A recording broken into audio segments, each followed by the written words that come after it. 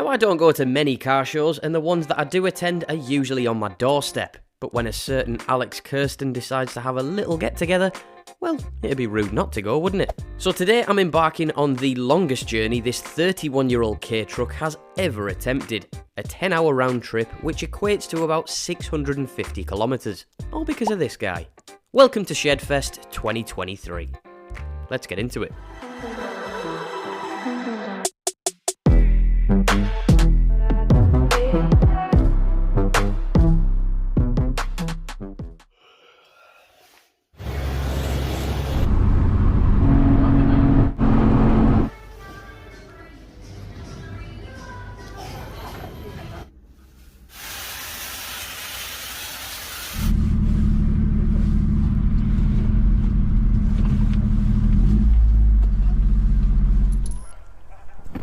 Now then, join me at the British Motor Museum today for SHEDFEST, Alex Kirsten's show, AutoAlex's, and it is full of shitboxes, which is exactly what he's after. It's not a show and shine show, but there are some really nice things here. There's also a few big YouTubers. There's Freddie, there's 𝙁𝘼𝙊𝙆, Matt Armstrong's meant to be here, I don't know if he is.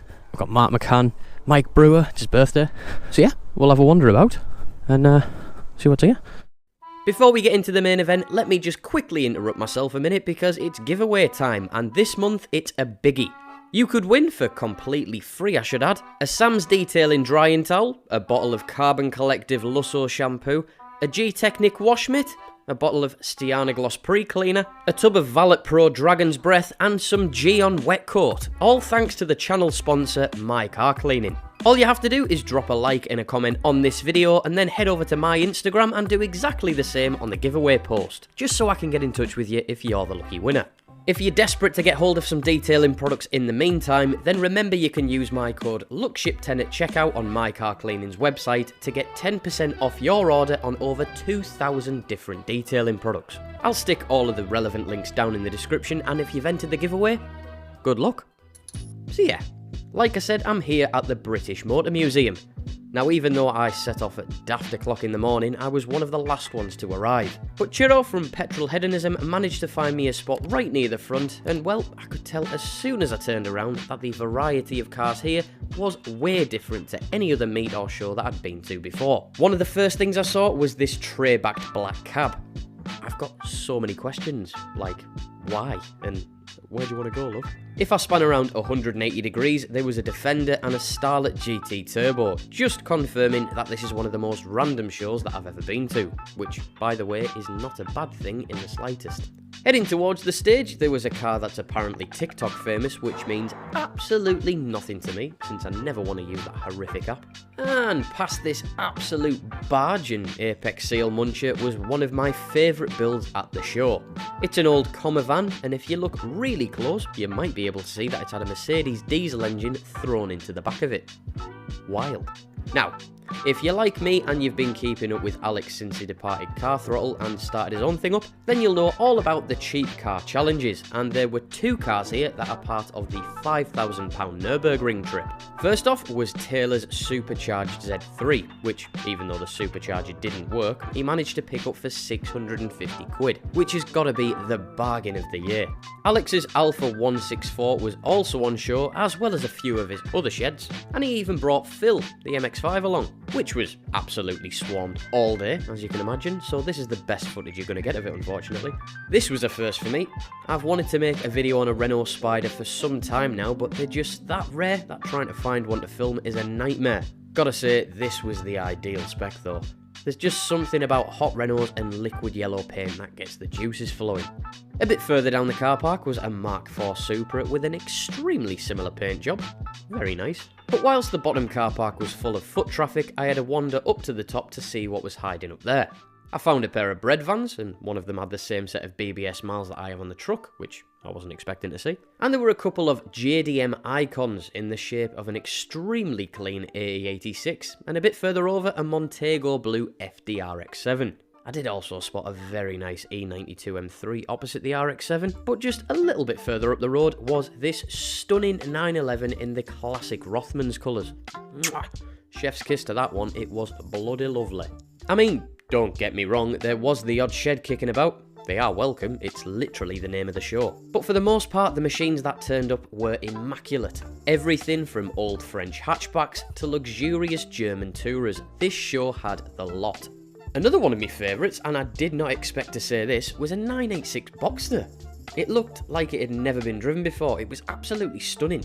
Obviously, I can't resist a pickup nowadays, and this F100 gave me a few ideas of what I could do to the 𝙁𝘼𝘆𝙆 bed, so watch this space.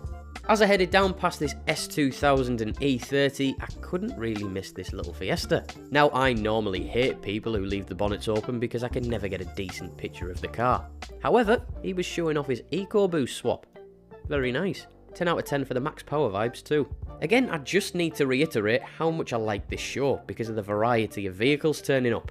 There's usually a specific genre a show's trying to cater for, whether it's retros, supercars, English sports cars or American V8s. For some reason we like to segregate stuff nowadays, but by not putting a label on what can attend, you can end up having a get together as good as this one. I mean, when was the last time an R35 GTR, a Scimitar and a Suzuki Cappuccino was spotted together in the same car park? Probably never, right? And that's why this show was brilliant. There was more JDM goodness further around in the shape of this extremely snazzy MR2. I'm not very clued up on them and I'm not going to pretend like I am, but if it's yours, I like it. And one of the more important cars here at the meet was this £600 Jag. That's going to be doing a banger rally to raise funds for Dementia UK. So if you want to donate to the cause, I'll stick a link down in the description with the rest of them. Good luck lads, and nice livery too. Now next to the Rosamobile, as Mr James May would call it, was this very tidy and very standard looking Mark IV Supra. And I don't know about you, but I think I prefer the way these look OEM over any of the modified ones that I've seen before. Hot take, I know, sorry. Following on with the Supra theme, there was a Mark V or Z4, depending on how you pronounce it. But the award-winning Supra of the day didn't really have much Supra left in it. Yes, that is a lifted Mark IV, and yes, it has a big diesel Cummins engine dropped in it. I'm not too sure why everybody loves a diesel swap at this show, but hey, I'm all for it. You know what else I'm all for as well? Lowered Toyota RAV4s. That just hits different. Banging. Now a little bit later on in the day, the crowds had dispersed from around the section where I was parked up in, so I pulled the camera back out, had another quick look around the Renault Spider of course, and found a few more automobiles that were worth mentioning. Starting off with this, a VX220. As you probably already know, it's essentially an S1 Elise underneath, but personally I think the styling is much nicer, and the silver on silver is just to die for. You don't see many Mark I TTs kicking about anymore, and this one had one of my favourite sets of wheels on too, the Turbo Max. Unfortunately, I fitted these wheels to a GT86 and subsequently learnt what rotational mass was all about, but I do still think that they are a great looking wheel, just a bit heavy. I was parked up next to this old Vulva, which had 830,000 miles on the clock. That's essentially like driving to the moon and back twice. Madness. The aim is to get it to 1 million, and I think I can say on behalf of everyone, I hope it does. With the show being a sellout, every square inch of tarmac was filled. It's just a bit emptier now because it was later on in the day. Luckily though, there was an overflow section up on top of the hill that had a few tasty things on it too. Now if I had to give an award for the best OEM car at the show, it would be for this old Mustang. It was as clean as a whistle, and that colour combination is the nicest I've ever seen on one of these. Not gonna lie though, this E60 M5 was close to pipping the Mustang. If you've ever followed one giving it full chat, you'll understand why. Just down from the Bimmer was a Fiat Barchetta, a very rare two-seater sports car you'll probably only recognise from the Three Wise Men episode of Top Gear. And hiding right at the back behind what I presume is a BMW 2002, I didn't look to see if it was a 1600, so my bad, was this nice little RB Clio and a K car that I've never had the balls to buy. A Daihatsu 𝙁𝘆𝘆𝐾𝘀. Speaking of ballsy purchases, check out this German Dictator Special. That is screaming out for a camper conversion, isn't it?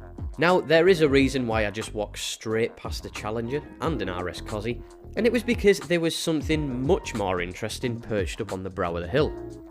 Any guesses what it was? It was another Daihatsu 𝙁𝘆𝘆𝑆, of course. Look at that. It's an absolute masterpiece. Now, there was one last area to explore, and that was inside the British Motor Museum itself. I've never been before, so it'd be rude not to have a wander, and let me tell you, it is full of some weird and wonderful cars. My personal favourite was 𝙁𝘼𝘆𝙁𝘆𝑆 Jag with the iconic HSBC livery. But there was literally all sorts in there, from the world's first Range Rover to the classic Monte Carlo Rally Minis, and even Jackie Stewart's old March 701. It is definitely worth a visit if you're into your classic stuff. A massive well done to Alex and everyone else involved in the show to put on such a great event. I'll definitely be back again next year, and I'm sure everyone else will be too. Anyway, that's everything. Feel free to give the video a share, so the 10 hours worth of driving actually means something, and remember to enter the giveaway too. You might as well, it's free. Hit that subscribe button if you want to stick around and see what else I get up to, but that's it for now. Thanks for watching, and I'll see you in the next one. Bye!